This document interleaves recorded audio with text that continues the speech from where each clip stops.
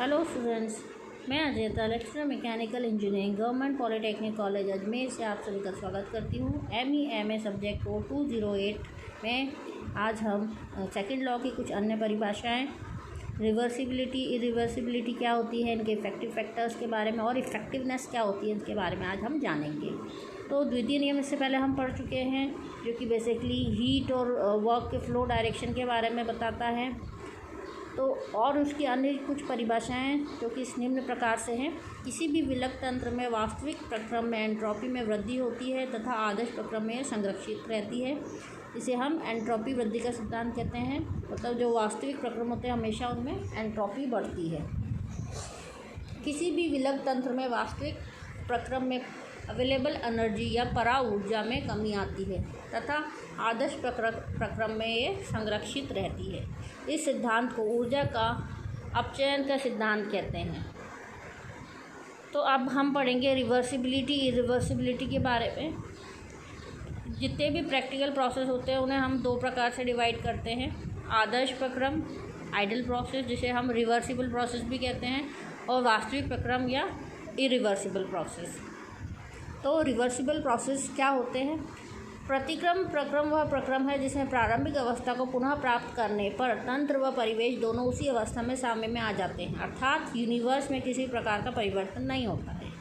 तो किसी भी रिवर्सिबल प्रोसेस को अत्यधिक धीमी गति से गुजारना होता है ताकि प्रवणता अत्यणु हो तथा प्रक्रम गुजरने वाली प्रत्येक अवस्था में पूर्ण साम्य में हो, है ना। इसे हम इस प्रकार से स्थितिज कल्प प्रक्रम, क्वासी स्टैटिक प्रोसेस मिल जाता है। व्यवहार में जितने भी प्रक्रम प्रयोग में आते हैं उनमें निश्चित प्रवणता होती है अतः ये इरिवर्सिबल होते हैं। किसी भी प्रक्रम को विपरीत दिशा में करके प्रारंभिक अवस्था प्राप्त नहीं होती है तो इसे इरिवर्सिबल प्रोसेस कहते हैं। यदि किसी प्रक्रम को प्रतिक्रम बनाना हो तो कुछ काल्पनिक मापदंडों को लेकर साम्य की स्थिति को प्राप्त किया जा सकता है। इसकी कुछ परिसीमाएं होती हैं। उन परिसीमाओं से बाहर प्रक्रम और प्रतिक्रम हो जाता है ना। तो इरिवर्सिबिलिटी बेसिकली क्या कारण होते हैं वो हम देखते हैं। बेसिकली दो कारण होते हैं। पहला तो होता है कि इक्विलिब्रियम की कमी, जैसे कि हम थर्मोडायनेमिक इक्विलिब्रियम पढ़ चुके हैं। इसमें तीनों प्रकार के केमिकल, मैकेनिकल और थर्मल इक्विलिब्रियम होने चाहिए कोई भी सिस्टम, तब वह थर्मोडायनेमिक इक्विलिब्रियम में कहलाता है। लेकिन प्रैक्टिकली ऐसा पॉसिबल नहीं हो पाता, क्योंकि प्रोसेस जब होता है तो प्रॉपर्टीज़ में चेंज हो जाता है, जैसे प्रेशर चेंज, है ना, और वॉल्यूम चेंज हो जाता है। अगर फ्री एक्सपांशन प्रोसेस हुआ, जैसे कि थ्रॉटलिंग प्रोसेस हुआ, तो आयतन में चेंज आ जाता है। तो इन परिवर्तनों के कारण से कोई भी प्रोसेस इक्विलिब्रियम में नहीं हो सकता है। दूसरा कारण है विदारी प्रभाव, डिसिपेटिव इफ़ेक्ट। ये क्या होता है कि किसी न किसी रूप में ऊर्जा वह घर्षण के रूप में हो सकती है या फिर और किसी रूप में रिजेक्ट हो जाती है। तो विदारी प्रभाव के कारण जो है इरिवर्सिबिलिटी आ जाती है, जो कि कार्यांतरण बिना समान गतिज या सतज ऊर्जा के होता है। यह विदारी प्रभाव कहलाता है। इसे पूर्णतः समाप्त नहीं किया जा सकता है, अतः प्रक्रम पूर्णतः प्रतिक्रम नहीं हो सकता है।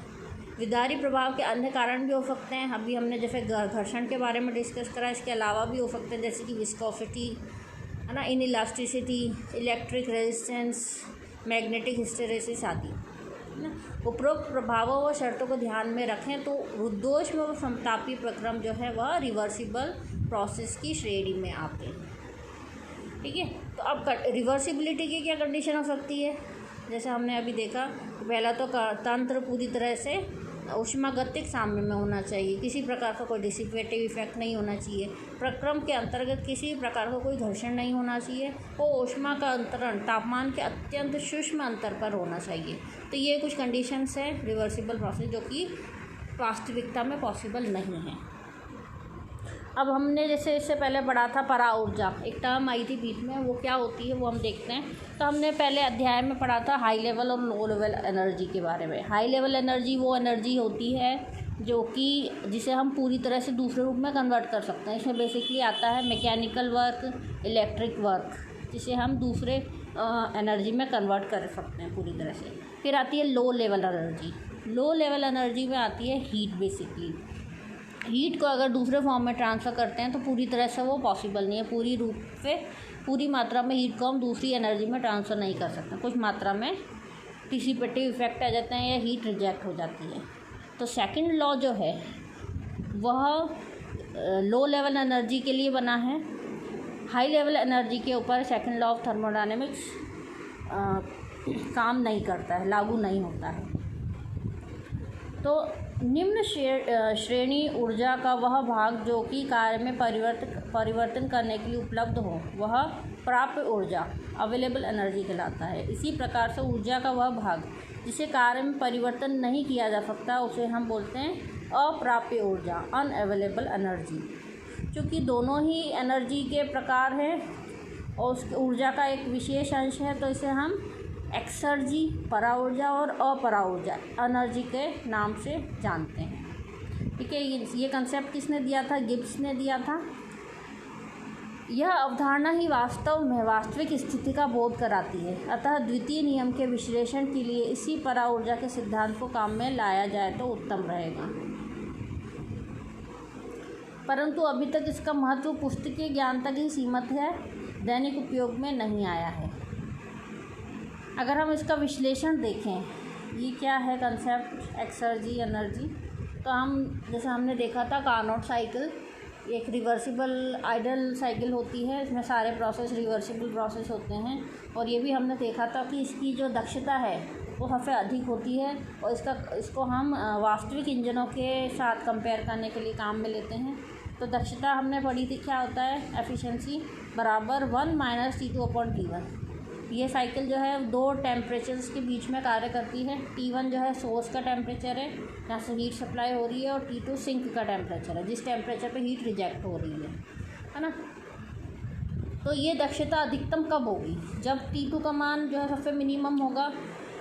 तो अगर हम मान लें कि T2 का मान मिनिमम मतलब 0 केल्विन है, जो कि असंभव है ना। व्यवहारिकता के तौर पर न्यूनतम कार्यकारी तापमान के लिए वातावरण एक सीमा निर्धारित कर देता है।